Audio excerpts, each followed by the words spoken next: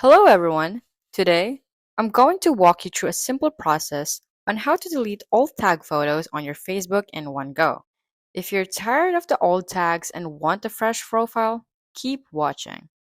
First, let's start by opening your Facebook app. Got it open? Great. Now, on the top right corner, you'll see three lines. That's your main menu. Tap on it.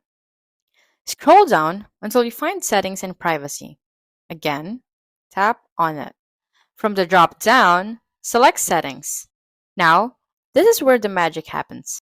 Scroll down a bit and you'll find the Activity Log option. Inside Activity Log, you want to find the section titled Public Tags. Next, you'll see photos you are tagged in. This is a treasure trove where all those tag photos are hiding. Now, if you're picky and just want to remove certain photos, you can select them one by one. But for those who want a clean slate, there's a Select All box right at the top. So, tap that. After selecting, hit the Remove Tags option. Confirm by clicking on Remove. And there you have it. All the tag photos are now gone from your profile. A fresh start.